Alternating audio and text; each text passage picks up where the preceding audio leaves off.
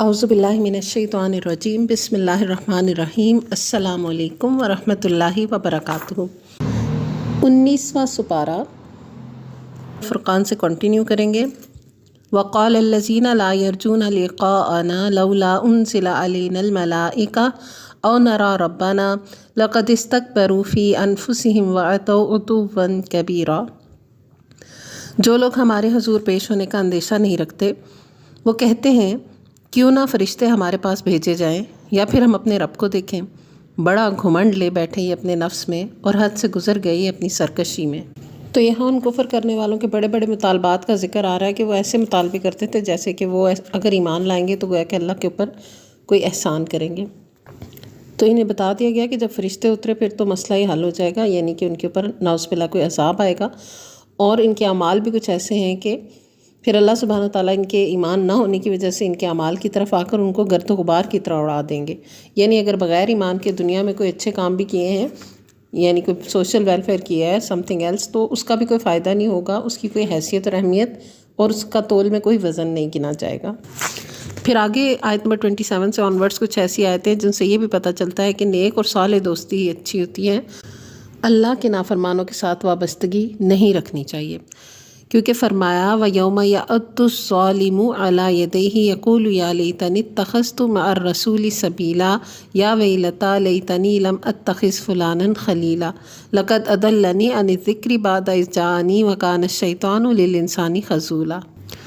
ظالم انسان اس دن اپنا ہاتھ چبائے گا اور کہے گا کاش میں نے رسول کا ساتھ دیا ہوتا، ہائے میری کم بختی، کاش میں نے فلاں شخص کو دوست نہ بنایا ہوتا۔ اس کے بہکانے میں آ کر میں نے وہ نصیحت نہ مانی جو میرے پاس آئی تھی۔ شیطان انسان کے حق میں بڑا ہی بے وفا نکلا۔ تو یہاں سے پتہ چلا کہ دوستی میں جو لوگ برائی کے کاموں میں انوالو ہو جاتے ہیں تو یہ دوستی قیامت کے دن بھی اس قدر حسرت کا باعث بنے گی کہ دنیا میں بھی وہ وبال ہی پڑے گا اور آخرت میں بھی۔ تو اچھی صحبت کی دعا کرنی چاہیے، جیسے ہم نے سورۃ یوسف میں بھی پڑھا تھا فاطر السماوات والارض انت ولی فی الدنیا والآخرہ توفنی مسلما والحقنی بالصالحین۔ صالحین کا ساتھ جس کو میسر آئے اس کے لیے بہت بڑی نعمت ہے۔ اور اگلی آیت بھی بہت اہم ہے، وقال الرسول یا ربی ان قوم اتخذوا ھذا القرآن مہجورا۔ اور رسول کہے گا کہ اے میرے رب، میری قوم کے لوگوں نے اس قرآن کو نشانہ تصحیق بنا دیا تھا، چھوڑا ہوا بنا دیا تھا۔ اور یہاں مہجورہ سے مراد کیا ہے؟ مشرکین قرآن پڑھے جانے کے بعد خوب شور کرتے اور تاکہ قرآن نہ سنا جائے، یہ بھی مہجورہ کے اندر آ جائے گا اس معنی میں۔ اور اس پر ایمان نہ لانا اور عمل نہ کرنا اور اس پر غور و فکر نہ کرنا اور اس کے اوامر اور نواہی کو اہمیت نہ دینا، ان سے اجتناب کرنا، یہ سب چیزیں اس میں شامل ہو جائیں گی کہ قرآن کو ترک کر دیا۔ اور جو ایسا کرے گا تو پھر اس کے خلاف پیغمبر علیہ السلام کی زبان سے یہ ایک طرح سے اللہ سبحانہ وتعالیٰ کے آگے گواہی پیش ہو جائے گی کہ فلاں شخص نے قرآن کو چھوڑ دیا تھا۔ پھر اس صورت میں یہ بھی آ گیا کہ یہ قرآن کے بارے میں جو کافر کہتے تھے کہ اکٹھا ایک ہی دفعہ کیوں نہیں اترا، تو اس بات کا جواب بھی دے دیا گیا کہ یہ اس لیے تھوڑا تھوڑا کر کے اترا تاکہ آپ صلی اللہ علیہ وآلہ وسلم کے قلب مبارک کو ثبات حاصل ہو، قوت حاصل ہو۔ جیسا کہ ہم جانتے ہیں کہ پورے نبوت کے سارے عرصے میں قرآن جو نازل ہوتا رہا تو ہر طرح کے حالات و واقعات کے مطابق آیتیں آپ صلی اللہ علیہ وآلہ وسلم کے قلب مبارک کو تسکین پہنچانے کے لیے نازل ہوتی رہیں، اور ان کافروں کے جو سوال تھے الٹے سیدھے ان کے جواب بھی نازل ہوتے رہے گاہے بگاہے۔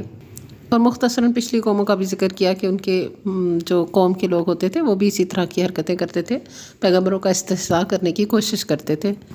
پھر کچھ کائنات کی نشانیاں بتا کر ان پر غور و فکر کی دعوت دی گئی۔ پھر اس کے بعد آیت نمبر 63 سے عباد الرحمن کی صفات بیان کی گئی۔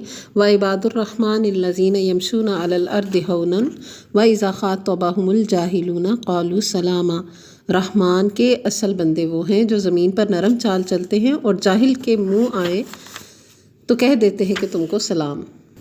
تو عباد الرحمن کہہ کے بندے کو شرف دیا کہ وہ جو اللہ کے ماننے والے اس کے اطاعت گزار ہیں وہ رحمان کے بندے ہیں۔ اور جیسا کہ ہم پچھلے کئی پاروں سے دیکھتے آ رہے ہیں کہ جہاں کافروں نے یہ سوال کیا قریش مکہ نے کہ اللہ کے نام سے تو واقف ہے، رحمان کون ہے ہم نہیں جانتے، تو پھر بہت ہی تکرار کے ساتھ الرحمن کا ذکر آتا چلا جا رہا ہے قرآن میں، اور اسی صورت میں بھی کئی دفعہ آیا ہے۔ پچھلی آیات میں بھی دیکھ لیں، 59 آیت میں بھی الرحمن آیا، اس سے اگلی آیت میں بھی الرحمن آیا، اور اب تو بات آ گئی کہ رحمان کے بندے کون سے ہیں۔ تو یہ وہ رحمان ہے جس کے بندوں کی بھی یہ حال ہے کہ ان کے اوصاف اتنے اعلیٰ شان ہے، تو جو اس کے ماننے والوں کے اوصاف ایسے ہیں تو پھر رحمان پھر کیسا ہوگا؟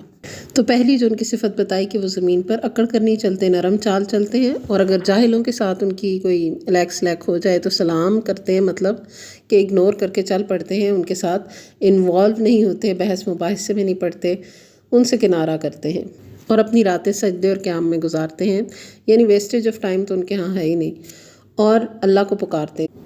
تو ہر موقع پہ دعاؤں کا ذکر تو قرآن میں آتا ہی ہے، نیک لوگوں کی جو بھی دعائیں ہیں وہ اللہ کے ہاں اتنی پسندیدہ ہیں، پھر اللہ نے کیسے ان کو قبول کیا یہ ذکر آتے رہتے ہیں۔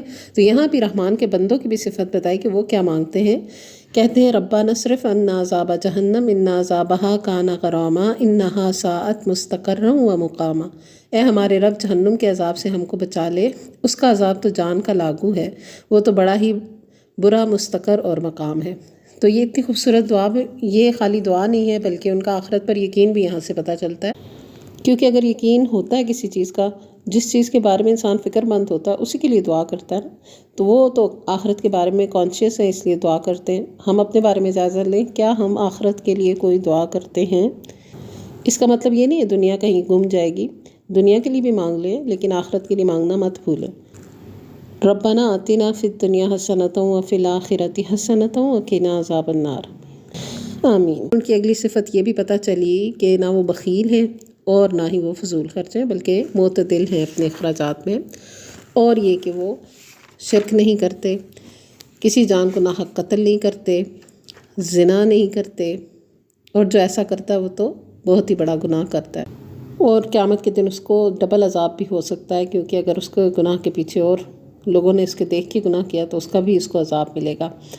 اور سوائے ان لوگوں کے جو توبہ کریں، ایمان لائیں اور نیک عمل کی روش پر چل نکلیں تو پھر اللہ تعالیٰ ان کے گناہوں کو بدل دیتا ہے نیکیوں سے، یعنی کہ انسان جب کفر سے اسلام کی طرف آتا ہے تو اس کا حال بدل جاتا ہے، پہلے وہ برائیاں کرتا تھا اب وہ نیکیاں کرتا ہے، پہلے وہ شرک کرتا تھا اب وہ ایک الہ کا ماننے والا ہو جاتا ہے۔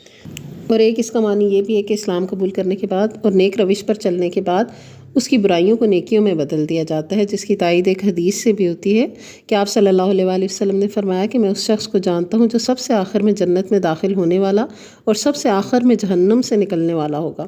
یہ وہ آدمی ہوگا کہ قیامت کے دن اس پر اس کے چھوٹے چھوٹے گناہ پیش کیے جائیں گے، بڑے گناہ ایک طرف رکھ دیے جائیں گے، اس کو کہا جائے گا تو نے فلاں دن فلاں فلاں کام کیا تھا، وہ اس بات میں جواب دے گا انکار کی سے طاقت نہ ہوگی، علاوہ ازیں وہ اس بات سے بھی ڈر رہا ہوگا کہ ابھی تو بڑے گناہ بھی پیش کیے جائیں گے، کہ اتنے میں اس سے کہا جائے گا کہ جا تیرے لیے ہر برائی کے بدلے ایک نیکی ہے۔ اللہ کی یہ مہربانی دیکھ کر وہ کہے گا کہ ابھی تو میرے بہت سے اعمال ایسے ہیں کہ میں انہیں یہاں نہیں دیکھ رہا۔ یہ بیان کر کے رسول اللہ صلی اللہ علیہ وآلہ وسلم ہنس پڑے، یہاں تک کہ آپ کے دانت ظاہر ہو گئے۔ یہ صحیح مسلم کی حدیث میں آتا ہے۔ تو دیکھیں اس کا اسلام لے آنا کفر کے بعد، یہ اتنا بڑا عمل ہو جائے گا کہ اس کی برائیوں کے بدلے اس کو نیکیاں مل جائیں گی۔ اس سے یہ بھی پتہ چلتا ہے کہ توبہ کس قدر مقبول عمل ہے۔ پھر عباد الرحمن کی یہ صفت بھی بتائی کہ وہ جھوٹ کی مجلس پر گواہ نہیں بنتے کسی بھی، اور اگر لغو بیکار قسم کے کام ہو رہے ہوں کہیں پہ، ان پر سے ان کا گزر ہو جائے تو شریف آدمیوں کی طرح گزر جاتے ہیں، یعنی بیکار کاموں میں انوالو نہیں ہوتے، نہ تو جھوٹے مجالس میں پریزنٹس اپنی شو کرتے ہیں، نہ ہی بیکار کاموں میں انوالومنٹ شو کرتے ہیں۔ اور یہاں پہ جو زور کا لفظ آیا نا، تو اس کے معنی میں لہو و لعب، گانا اور دیگر بےہودہ جاہلانہ رسومات اور افعال سب شامل ہیں، تو کوئی بھی جھوٹی چیز باطل مجلسیں ان کا حصہ نہیں بنتے وہ۔ اور پھر ان کی اور دعا بھی آئی، یعنی دعائیں بہت کرتے ہیں، کہتے ہیں ربنا ہب لنا من ازواجنا وذریاتنا قرۃ اعین واجعلنا للمتقین اماما۔ اے ہمارے رب ہمیں اپنی ازواج اور اولاد سے آنکھوں کی ٹھنڈک دے اور ہم کو پرہیزگاروں کا امام بنا دے، آمین۔ تو ان کے لیے یہ کہا گیا کہ یہ ہیں وہ لوگ جو اپنے صبر کا پھل منزل بلند کی شکل میں پائیں گے، آداب اور تسلیمات سے ان کا استقبال ہوگا، وہ ہمیشہ ہمیشہ وہاں رہیں گے، کیا ہی اچھا ہے وہ مستقر اور وہ مقام۔ اور آخری آیت میں بتا دیا کل ما یعبأ بکم ربی لولا دعاؤکم فقد کذبتم فسوف یکون لزاما۔ اے محمد صلی اللہ علیہ وسلم، لوگوں سے کہو میرے رب کو تمہاری کیا حاجت پڑی ہے اگر تم اس کو نہ پکارو، اب کہ تم نے چٹلا دیا ہے، ان قریب وہ سزا پاؤ گے کہ جان چھڑانی محال ہو جائے گی۔ بڑی زبردست آیت ہے۔ تو اس کے پہلے حصے سے تو یہ پتہ چلتا ہے کہ دعا اور التجا کا مطلب اللہ کو پکارنا اور اس کی عبادت کرنا ہے، اور اس کا مطلب یہ ہے کہ جب تخلیق انسان کا مقصد ہی اللہ کی عبادت کرنا ہے تو جب وہ یہی نہیں کر رہا تو پھر اللہ کو اس کی کیا پرواہ پڑی ہے۔ اور دوسری بات یہ بھی ہے کہ اللہ کے ہاں انسان کی جو قدر و قیمت ہے اس کے اللہ پر ایمان لانے اور اس کی عبادت کرنے کی وجہ سے۔ اور یہ بھی پتہ چلتا ہے کہ پھر جو عبادت کرتا ہے، جو اس کو پکارتا ہے تو اس کی وہ پرواہ بھی کرتا ہے۔ اور آخری حصے میں کافروں سے خطاب ہے کہ تم نے اللہ کو جھٹلا دیا، سو اب اس کی سزا بھی لازماً تمہیں چکھنی ہوگی۔ آگے سورۃ الشعراء، بسم اللہ الرحمن الرحیم، طاسیم میم، تلک آیات الکتاب المبین، لعلک باخع نفسک الا یکونوا مؤمنین۔ طاسیم میم، یہ کتاب مبین کی آیات ہیں۔ اے محمد صلی اللہ علیہ وآلہ وسلم، شاید تم اس غم میں اپنی جان کھو دو گے کہ یہ لوگ ایمان نہیں لاتے۔ تو یہ ابتدائی آیات ہیں جس میں آپ صلی اللہ علیہ وآلہ وسلم کے بارے میں بتایا کہ وہ کس قدر حریص تھے اس معاملے میں کہ لوگ ایمان لے آئیں اور جہنم سے بچ جائیں۔ اب اس میں مختلف قوموں کے واقعات آ رہے ہیں جس میں حضرت موسیٰ علیہ السلام اور فرعون کا واقعہ پہلے آیا اور سارا احوال بتا کر پھر جب یہ فیصلہ ہوا تھا کہ حضرت موسیٰ علیہ السلام پار لگ جائیں گے اور فرعون اپنے لشکروں کے ساتھ غرق ہو جائے گا، جو کہ ہوا، تو پھر اللہ تعالیٰ فرماتے ہیں ان فی ذلک لآیۃ وما کان اکثرهم مؤمنین وان ربک لہو العزیز الرحیم۔ اس واقعے میں ایک نشانی ہے مگر ان لوگوں میں سے اکثر ماننے والے نہیں ہیں، اور حقیقت یہ ہے کہ تیرا رب زبردست بھی ہے اور رحیم بھی۔ تو اس صورت میں ان دو آیات کی تکرار ہے، مختلف قوموں کے واقعات بتا کر پھر یہی بات کی گئی۔ اگلا واقعہ حضرت ابراہیم علیہ السلام کا بیان ہوا۔ حضرت ابراہیم علیہ السلام کا واقعہ جب اس صورت میں آتا ہے تو یہاں پر ان کی بہت ہی خوبصورت دعا بھی آتی ہے۔ الذی خلقنی فہو یہدین، انہوں نے اللہ کا تعارف کرایا کہ اللہ تو وہ ہے کہ جس نے مجھے پیدا کیا اور وہی میری رہنمائی کرتا ہے۔ والذی هو یطعمنی ویسقین، اور وہی ہے جو مجھے کھلاتا اور پلاتا ہے۔ واذا مرضت فہو یشفین، اور جب میں بیمار ہوتا ہوں تو مجھے شفا دیتا ہے۔ والذی یمیتنی ثم یحیین، جو مجھے موت دے گا اور پھر دوبارہ مجھ کو زندگی بخشے گا۔ والذی اطمع ان یغفر لی خطیئتی یوم الدین، اور وہی تو ہے جس سے میں امید رکھتا ہوں کہ قیامت کے روز وہ میری خطائیں معاف کر دے گا۔ ربی حب لی حکمن والحقنی بالصالحین۔ اس کے بعد ابراہیم نے دعا کی، یعنی پہلے اللہ سبحانہ وتعالیٰ کی اتنی خوبصورت تعریف اور پھر دعا، اے میرے رب مجھے حکم عطا کر، یعنی حکمت عطا فرما۔ اس سے مراد ہے حکمت یعنی علم و فہم، قوت فیصلہ یا نبوت و رسالت یا اللہ کے حدود و احکام کی معرفت۔ تو اس سب کی دعا کی انہوں نے، ربی حبلی حکمن والحقنی بالصالحین، اور مجھ کو صالحوں کے ساتھ ملا، نیکوکاروں کے ساتھ ملا۔ وجعل لی لسان صدق فی الآخرین، اور بعد کے آنے والوں میں مجھ کو سچی ناموری عطا کر، یعنی جو لوگ میرے بعد قیامت تک آئیں گے وہ میرا ذکر اچھے لفظوں میں کرتے رہیں۔ اس سے یہ بھی پتہ چلتا ہے کہ نیکیوں کی جزا کے طور پر اللہ سبحانہ وتعالیٰ اپنے بندوں کو ذکر جمیل اور ثنائے حسن کی صورت میں بھی عطا فرماتا ہے، جیسے حضرت ابراہیم علیہ السلام کا ذکر خیر ہر مذہب کے لوگ کرتے ہیں، کسی کو بھی ان کی عظمت و تکریم سے انکار نہیں ہے۔ اور اس میں ہمارے سیکھنے کے لیے بھی ایک بہت ہی اہم نقطہ ہے، چھوٹا ہے، باریک سا نقطہ ہے، لیکن ہمیں سمجھ لینا چاہیے کہ ہم میں سے ہر ایک یہ چاہتا ہے کہ اس کی تعریف ہی ہو، اس کی پیٹھ پیچھے کوئی اس کی برائی نہ کرے، اور بعض اوقات اگر پتہ چل جائے تو لوگ تو جھگڑنے بھی شروع ہو جاتے ہیں۔ تو اپنے بارے میں جو ہم اتنے کانشیس رہتے ہیں کہ ہماری کوئی برائی نہ کرتے، ہمارے لیے کوئی کسی قسم کی ہماری ریپوٹیشن خراب نہ کرتے، تو اس کے لیے اتنا زیادہ اپنی جو انرجیز ہیں ان کاموں میں صرف کرنے کے بجائے کہ کوئی میرے بارے میں کب اور کہاں اور کیا بات کر رہا ہے، یا میں کس طرح پوز کروں گی تو کیسے میرے بارے میں اچھے وہ کلمات نکلیں گے، اس کے بجائے ایک تو ایمان مضبوط کرنا چاہیے، دوسرے اللہ کو پکارنا چاہیے۔ دیکھیں کتنی پیاری بات انہوں نے یہی اللہ سے مانگ لی، وہ جو اتنی سارے غلط رستے اختیار کر کے اپنی اچھی ناموری اختیار کرنے کی کوشش کرتے ہیں اور پھر بھی ہاتھ کچھ نہیں آتا، اور کہاں یہ سیدھا اور صاف رستہ انہوں نے اللہ سے کہہ دیا، وجعل لی لسان صدق فی الآخرین، بعد والوں میں میری اچھی سچی ناموری رکھنا، یعنی اس دعا کی قبولیت بھی ہو گئی اور اللہ تعالیٰ نے ان کی سب قوموں کے اندر ان کی اچھی اور سچی ناموری رکھی۔ وجعلنی من ورثتی جنت النعیم، اور مجھے جنت نعیم کے وارثوں میں شامل فرما، آمین، سبحان اللہ۔ تو پھر اس کے بعد یہ بھی بتا دے گا کہ قیامت کے دن قلب سلیم کام آئے گا۔ تو قلب سلیم کیا ہے؟ سلامت دل جو گناہوں سے پاک ہو، شرک سے پاک ہو۔ اور حدیث میں بھی آتا ہے کہ آپ سے پوچھا گیا کہ کون سے لوگ افضل ہیں؟ فرمایا ہر پاک صاف دل والا اور زبان کا سچا۔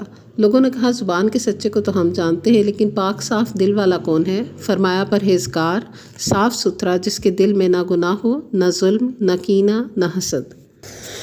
تو یہاں بھی ہم اپنا جائزہ لے سکتے ہیں، قلب سلیم، ان ادر ورڈز قلب مومن۔ اور یہ ان سب آیتوں میں یہ بتا دیا گیا کہ مال، بیٹے، گہرے عزیز، جگری دوست کچھ بھی اللہ کے ہاں کام نہیں آتا.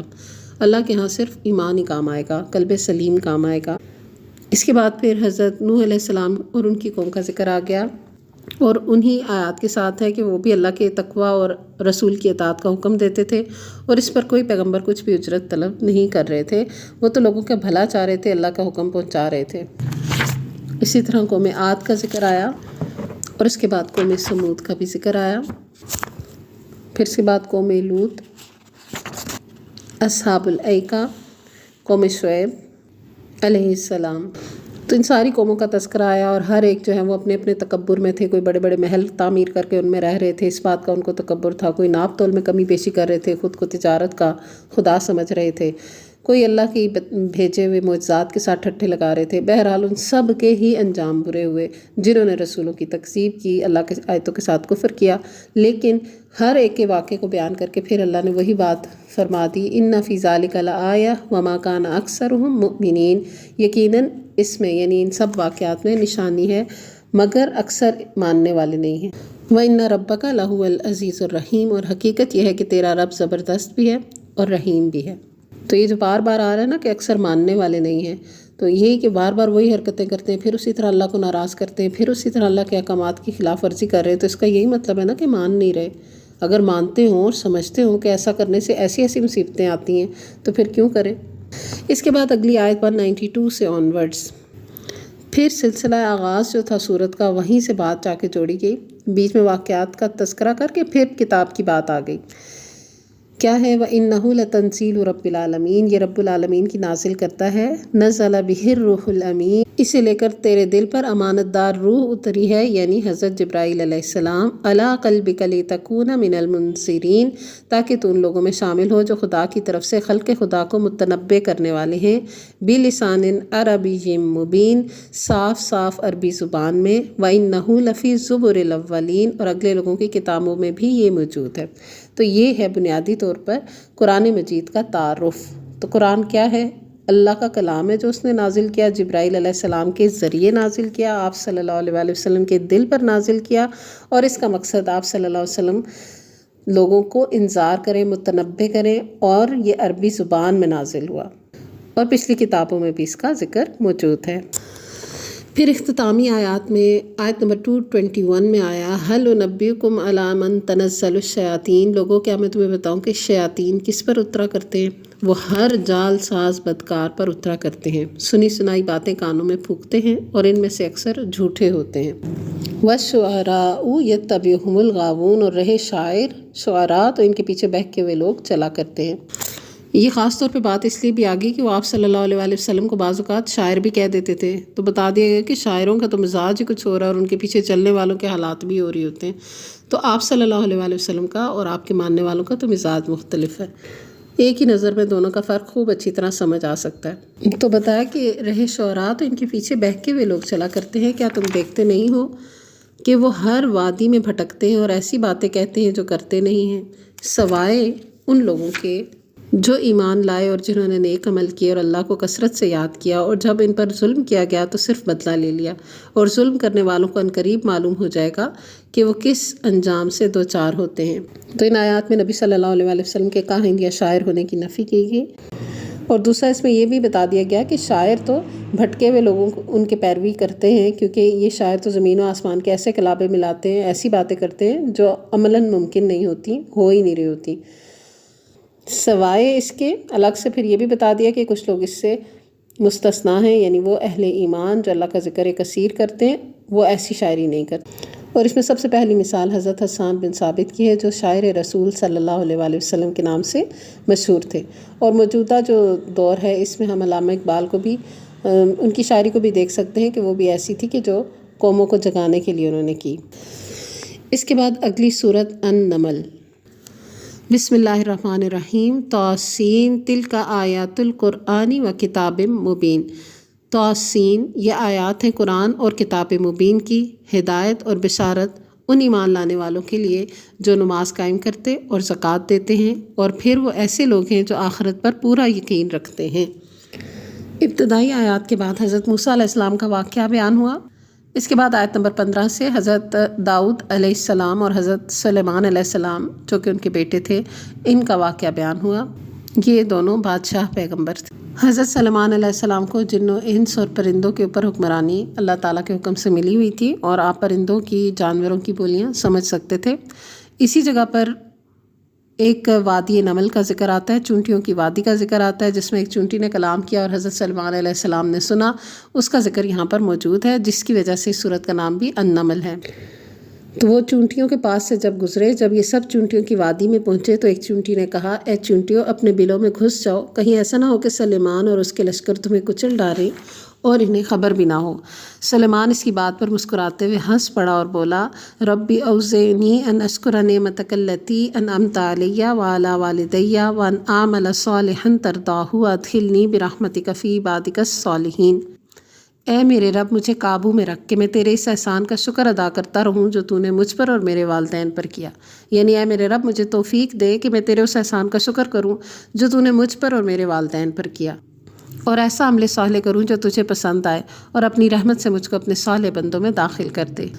تو یہ اتنا خوبصورت واقعہ ہے، اور آپ دیکھیں کہ چونٹی کو بھی یہ پتا تھا کہ عالم الغیب نہیں ہے پیغمبر علیہ السلام۔ وہ کہہ رہی ہے، وہ تو اپنے سینس میں سوچ رہی ہے کہ پتہ ہی نہ چلے اور ہمیں کچل کے چلے جائیں، لیکن اللہ سبحانہ وتعالیٰ نے حضرت سلیمان علیہ السلام کو چونٹیوں کی بھی گفتگو سنوائی، اور یہاں حضرت سلیمان علیہ السلام کی خوبصورت دعا بھی مذکور ہے۔ پھر ہدہد کا واقعہ بھی اسی جگہ آتا ہے کہ وہ خبر لے کر آیا تھا کہ ملکہ سبا جو ہے ایک حکمران عورت ہے، اور اس کا بہت عظیم تخت ہے، لیکن اس کے لوگ جو ہے وہ سورج کی عبادت کرتے ہیں، اس کی قوم کو اللہ کا نہیں پتہ، تو شیطان نے ان کے اعمال ان کے لیے خوشنما بنا دیے۔ یہ خبر لے کر جب وہ پہنچا تو پھر حضرت سلیمان علیہ السلام نے تحقیق کی، اس کے ذریعے خط بھیجا اور اللہ کی دین کی تبلیغ کی۔ ملکہ جو تھی وہ ذہین تھی، اس نے اپنے درباریوں سے مشورہ کیا اور وہ آ گئی۔ اس کے آنے سے پہلے حضرت سلیمان علیہ السلام اس کا تخت اپنے پاس منگوا چکے تھے، تو وہ کافی چیزیں دیکھ کر سمجھ گئی، اور اس نے جان لیا کہ یہ جو ہے وہ اللہ کے پیغمبر ہی ہیں، تو وہ سلیمان علیہ السلام کے ساتھ ایمان لے آئی۔ اس سے یہ پتہ چلا کہ پہلے ان کے پاس حقیقت حال پہنچی ہی نہیں تھی، اس لیے وہ قوم شرک کر رہی تھی، لیکن جیسے ہی ان کے پاس دین پہنچا تو وہ اچھے لوگ تھے اور ایمان لے آئے۔ پھر پارے کے اختتام پہ بہت ہی خوبصورت آیت، قُلِ الْحَمْدُ لِلَّهِ وَسَلَامٌ عَلَىٰ عِبَادِهِ الَّذِينَ اصْطَفَىٰ اللَّهُ خَيْرٌ عَمَّا يُشْرِكُونَ۔ اے نبی صلی اللہ علیہ وآلہ وسلم کہو، تعریف ہے اللہ کے لیے اور سلام اس کے ان بندوں پر جنہیں اس نے برگزیدہ کیا۔ ان سے پوچھو، اللہ بہتر ہے یا وہ معبود جنہیں یہ لوگ اس کا شریک بنا رہے ہیں۔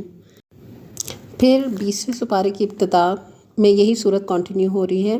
شروع میں اللہ کی نشانیاں بھی بتائی گئیں اور اللہ کے بارے میں پوچھا گیا کہ یہ سب نشانیاں دیکھ کر تمہارا کیا خیال ہے کہ اللہ کون ہے، الہ کون ہے؟ امن خلق السماوات والارض وانزل لکم من السماء ماء فانبتنا به حدائق ذات بہجہ ما کان لکم ان تنبتوا شجرها االہ مع اللہ بل ہم قوم یعدلون۔ بھلا وہ کون ہے جس نے آسمان اور زمین کو پیدا کیا اور تمہارے لیے آسمان سے پانی برسایا، پھر اس کے ذریعے سے وہ خوشنما باغ اگائے جن کے درختوں کا اگانا تمہارے بس میں نہیں تھا؟ کہ اللہ کے سوا کوئی اور خدا بھی ان کاموں میں شریک ہے؟ نہیں، بلکہ یہی لوگ راہ راست سے ہٹ کر چل رہے ہیں۔ تو اس طرح کی بہت ساری سوالات یہاں کیے گئے اور اللہ تعالیٰ کی وحدانیت بیان کی گئی۔ اس میں سے ایک آیت بہت خاص طور پہ اہم بھی ہے، ساری آیتیں اہم ہیں لیکن یہ آیت بہت پڑھی جانے والی ہے۔ امن یجیب المضطر اذا دعاہ ویکشف السوء ویجعلکم خلفاء الارض االہ مع اللہ قلیلا ما تذکرون۔ کون ہے جو بے قرار کی دعا سنتا ہے جب کہ وہ اسے پکارے، اور کون اس کی تکلیف رفع کرتا ہے، اور کون ہے جو تمہیں زمین کا خلیفہ بناتا ہے؟ کیا اللہ کے سوا کوئی اور خدا بھی یہ کام کرنے والا ہے؟ تم لوگ کم ہی سوچتے ہو۔ پھر اس صورت میں آیت نمبر 82 میں دابۃ الارض کا ذکر آیا، جس میں آتا ہے کہ جب ہماری بات پوری ہونے کا وقت آن پہنچے گا، یعنی قرب قیامت کی بات ہے، تو ہم ان کے لیے ایک جانور زمین سے نکالیں گے جو ان سے کلام کرے گا کہ لوگ ہماری آیات پر یقین نہیں کرتے تھے۔ تو یہ قیامت کی نشانیوں میں سے ایک نشانی ہے جس کا ذکر احادیث میں بھی ہوتا ہے۔ اور ابن عمر رضی اللہ عنہ کا قول ہے کہ یہ اس وقت ہوگا جب زمین میں کوئی نیکی کا حکم کرنے والا اور بدی سے روکنے والا باقی نہیں رہے گا، یعنی پھر اس وقت اللہ تعالیٰ یہ جانور نکالیں گے۔ انسان جانوروں سے بھی نیچے گر چکا ہوگا نا، ان کی جیسے درجے سے بھی نیچے ہو جائے گا، تو پھر اللہ تعالیٰ جانور سے یہ کام لیں گے۔ پھر کچھ قیامت کے دن کی بات ہوئی کہ اس دن کیا منظر ہوگا، کہ نفخہ جب پھونکا جائے گا تو سب گھبرا جائیں گے، لیکن یہ بھی بتا دیا گیا کہ من جاء بالحسنۃ فلہ خیر منہا وہم من فزع یومئذ آمنون، کہ جو شخص بھلائی لے کر آئے گا اسے اس سے زیادہ بہتر صلہ ملے گا، اور ایسے لوگ اس دن کے ہول سے محفوظ ہوں گے، اور جو برائی لیے ہوئے آئے گا ایسے سب لوگ اوندھے منہ آگ میں پھینکے جائیں گے۔ کیا تم لوگ اس کے سوا کوئی اور جزا پا سکتے ہو جیسا کرو ویسا بھرو؟ پھر آخری آیت نے بتا دیا وَقُلِ الْحَمْدُ لِلَّهِ سَيُرِيكُمْ آيَاتِهِ فَتَعْرِفُونَهَا وَمَا رَبُّكَ بِغَافِلٍ عَمَّا تَعْمَلُونَ، ان سے کہو حمد اللہ ہی کے لیے ہے، ان قریب وہ تمہیں اپنی نشانیاں دکھا دے گا اور تم انہیں پہچان لوگے، اور تیرا رب بے خبر نہیں ہے ان اعمال سے جو تم لوگ کرتے ہو۔ اس کے بعد سورۃ القصص، بسم اللہ الرحمن الرحیم، طاسیم تلک آیات الکتاب المبین۔ اب یہ بہت ساری صورتیں ایسی آ رہی ہیں جن میں حروف مقطعات اور پھر کتاب کا ذکر آتا ہے۔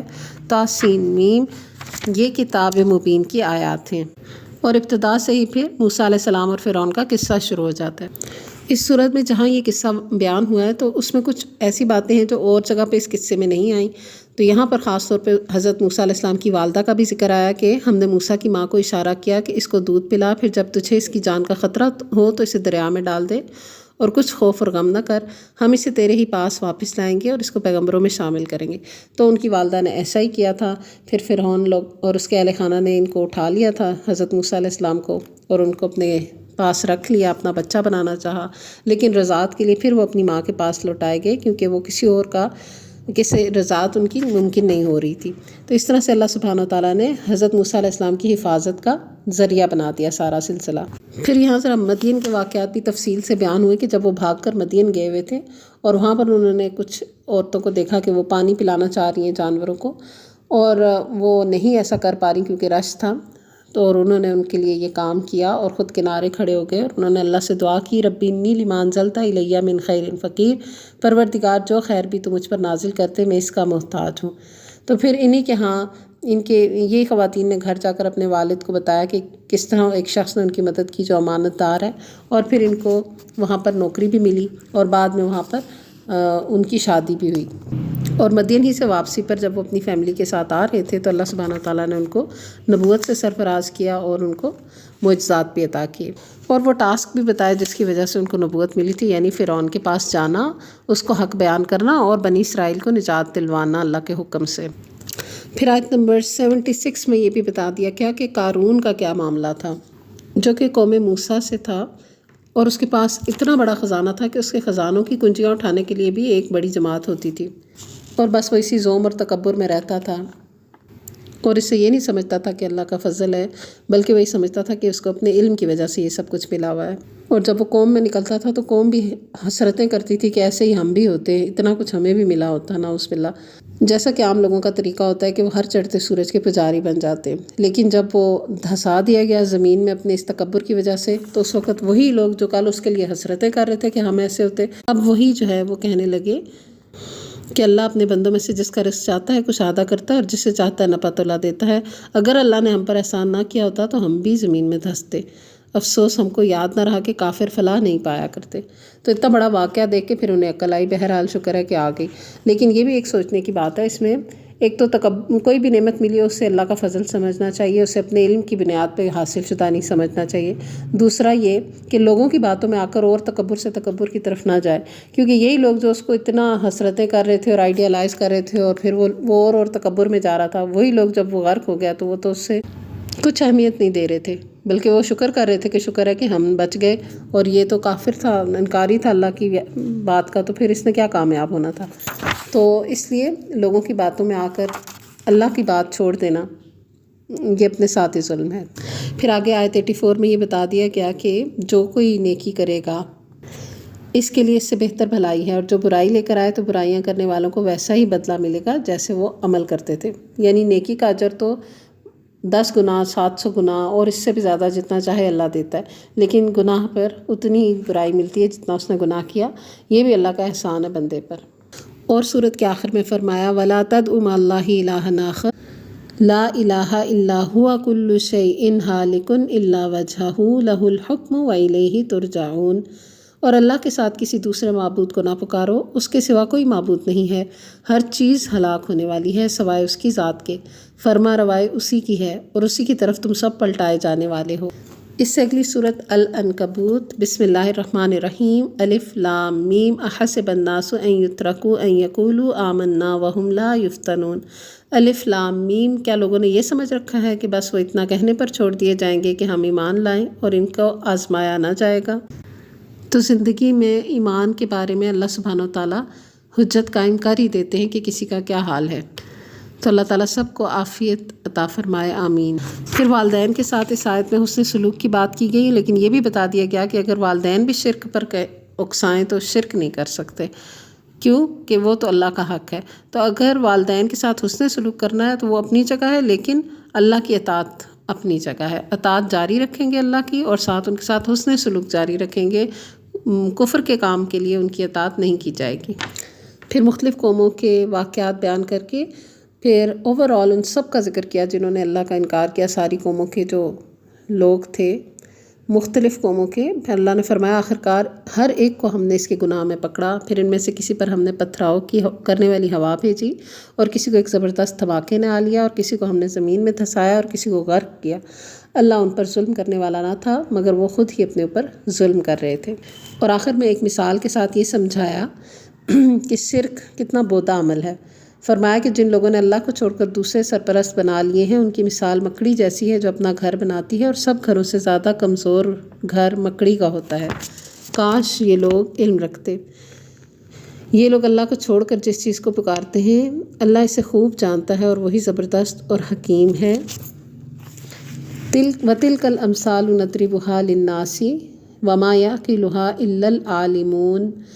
یہ مثالیں ہم لوگوں کی فہم کے لیے دیتے ہیں، مگر ان کو وہی لوگ سمجھتے ہیں جو علم رکھنے والے ہیں۔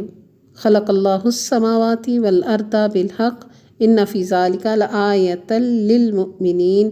اللہ نے آسمان اور زمین کو برحق پیدا کیا ہے، در حقیقت اس میں ایک نشانی ہے اہل ایمان کے لیے۔ تو یہ مثال دے کے بتا دیا گیا کہ اگر کوئی اللہ نہ کرے کوئی گرنے والا ہو اور رستے میں مکڑی کا جالا ایک نظر آئے، تو کیا وہ جالے کو ہاتھ ڈال کے گرنے سے بچ سکتا ہے؟ کیا وہ جالا اس کو بچا لے گا؟ ایسا نہیں ہو سکتا۔ تو اسی طرح غیر اللہ آپ کا کچھ بھی محافظ نہیں ہے۔ تو غیر اللہ کو پکارنا ایسے ہی ہے جیسے مکڑی کے جالے کو اپنا محافظ سمجھ لینا۔ وآخر دعوانا ان الحمد للہ رب العالمین۔